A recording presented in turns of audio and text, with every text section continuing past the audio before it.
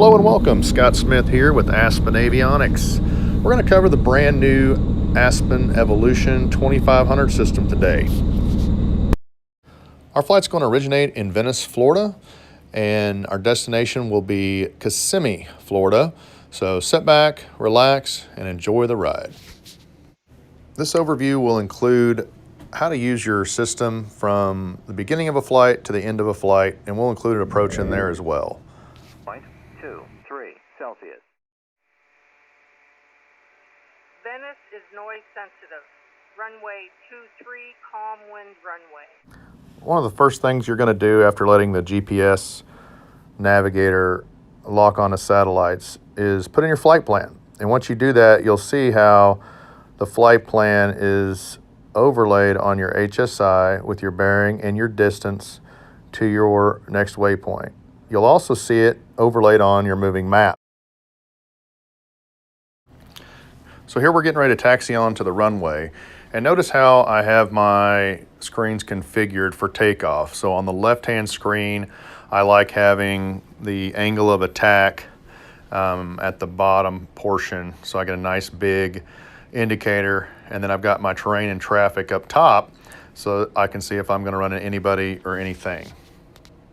Notice your AO indicator. It comes alive with two chevrons. Your bottom chevron is your dirty configuration or gear and flaps down, and your top chevron is the clean configuration or gear and flaps up.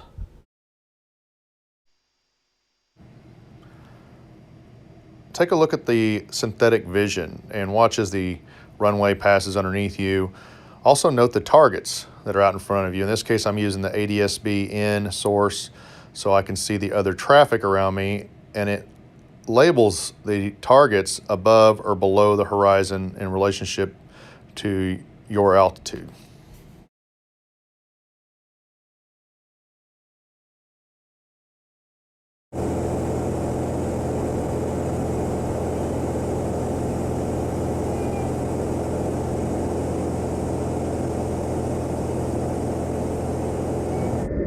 Notice the yellow towers as we depart out and their relationship to you, giving you an idea of what obstructions are around you.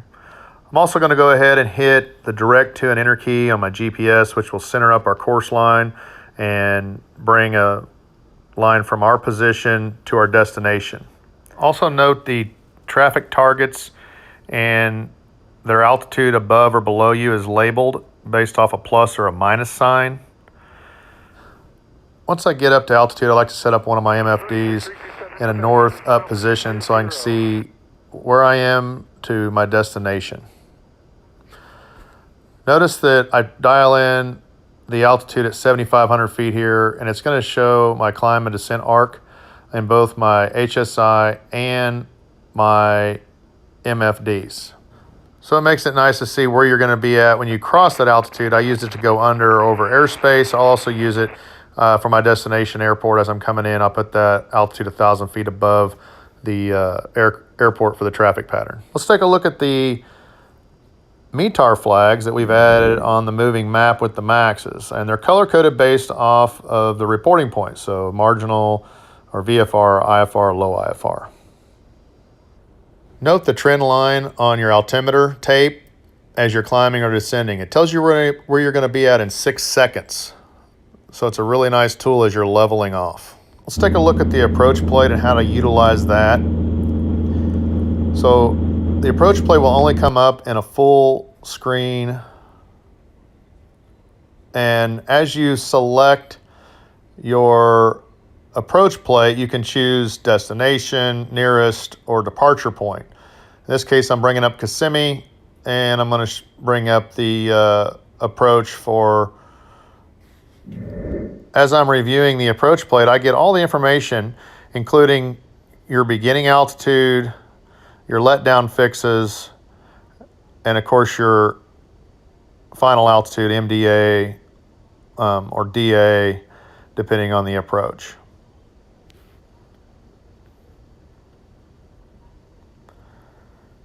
So what I'll do is I'll set my altitude to my beginning altitude on that approach, which in this case is 2,000 feet. I'll also look at the minimums and go ahead and set those based off the approach plate. So hit the minimums key and dial in the minimums. Now it only goes in 10-foot increments. So in this case, I'm going to round it up to 340 feet and get ready to shoot the approach.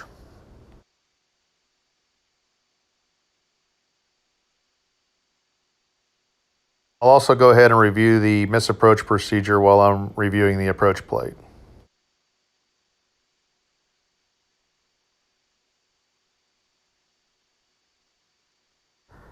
So I'll go ahead and load the approach on my GPS.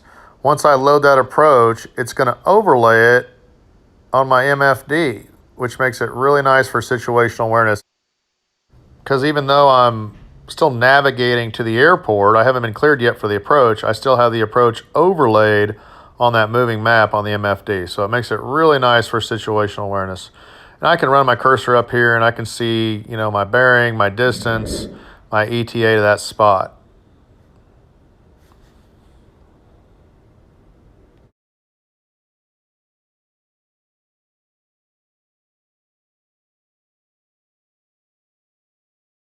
While we have a few moments here, I want to go through the METARs, AirMet segments, TFRs, winds aloft, all the information you're getting basically from ADS-B in. We have a dedicated page for that. And so while you're here, you can go through and select the different products. So you got your convective, which is your NexRad, your AirMet segments, TFRs, winds and temps aloft. When I'm on my winds and temps aloft, I can bring altitude up and down by pressing on the flight level plus and minus. And it's going to give me the wind direction, speed, and also the temps. When I go over to my METAR page, I can bring up the different METAR flags, highlight them, push in on the knob, and it's going to bring me the actual METAR for that reporting point. And I can look at the observation, the current one, and also the previous observation. And so I can get an idea of the trend of the weather, whether it's getting dissipating or increasing in intensity there. All right, let's get back on the approach. So as we're coming down, again, you're going to have your climb and descent arc, and that just verifies you're going to be at that fix by the altitude that you've dialed in. And again, there's the arc as we're coming in for the approach. We can see that we're, going down 600 and some odd feet per minute there. So I'm going to go ahead and set this up. I like putting my train and traffic in on the one of the MFDs so I can see if I'm running anything or anybody.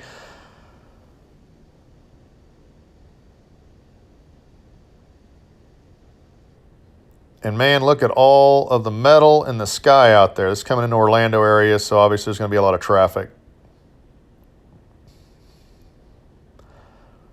We also label the end numbers on the aircraft as well as their altitude above or below you.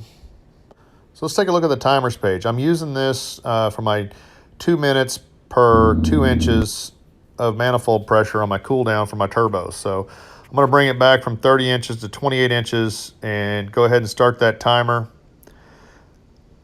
And what's nice is I can go and do something else after I've set that timer, because I'm going to get the audio call out that actually says timer.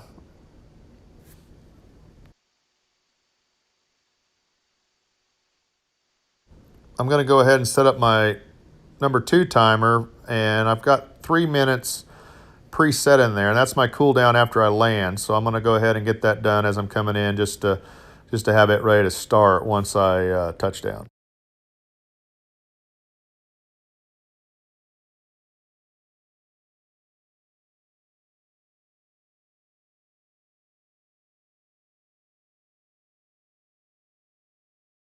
So as I get ready to start this approach, I like getting my MFD set up to the AOA page on the bottom, and then I'll have traffic and terrain on top.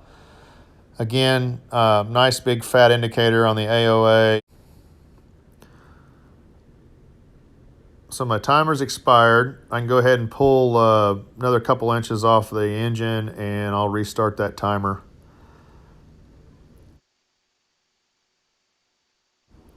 Here's a good example of what the timer call out sounds like. Timer.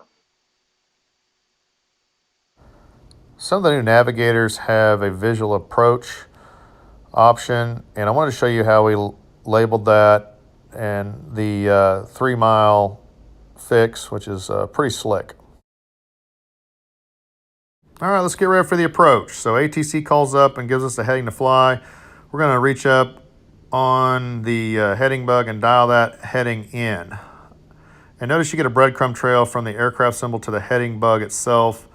Go ahead and turn GPSS off, and that way the autopilot is going to turn to the heading that you've dialed in. In this case, I dialed in 068.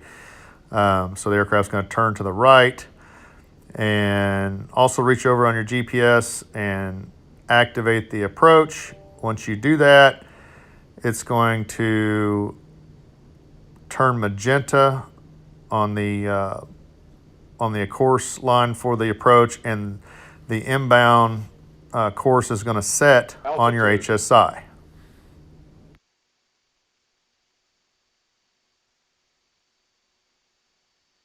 Now, the 6 Charlie Mike, runway 33, clear to land. Clear to land, 33, 6 Charlie. So notice that we get the glide slope here and the localizer here.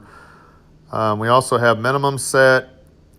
So as we're coming down the glide slope here, you're going to see a couple chevrons on the altimeter tape. The green one there is 500 foot from minimums, and the yellow one is 100 feet from minimums. So a couple of really key and very cool things are getting ready to happen here. You're going to get a voice alert as you approach minimums. Approaching minimums. And then you get another voice alert when you hit minimums. Minimums. Which makes it very easy to decipher when you're at minimums. I went ahead and turned synthetic vision on, the MFD here, so you can see what it looks like as you're coming into land. Take a look at the AOA on the left-hand side. Notice how the bottom chevron, which is the dirty configuration gear and flaps down, as the aircraft shutters there, the AOA indicator is right at that yellow and black chevron, right at stall. So as we roll out here, notice the intersecting runways on the right-hand MFD. You'll see that as we're coming up here on that. Also, you can still see some traffic out there in front of you. But once we get below 30 knots here, the airport diagram's automatically going to pop up on that right-hand MFD and show you where you are. It happened right here. And again, the unparalleled situational awareness. You can see exactly where you are. And they said taxi on taxiway Bravo. So we see Bravo there as we turn right. And we're going to taxi in here to the FBO and shut her down.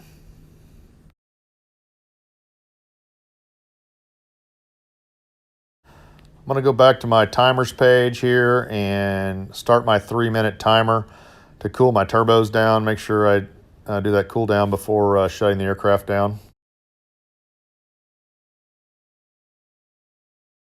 This concludes our successful flight using the new Aspen Avionics MAX 2500 system. Reach out to your local avionics shop for a quote. Also visit our website, aspenavionics.com, for more information. You can also feel free to call us or email us with any questions. Thank you again for your time, and have a great day.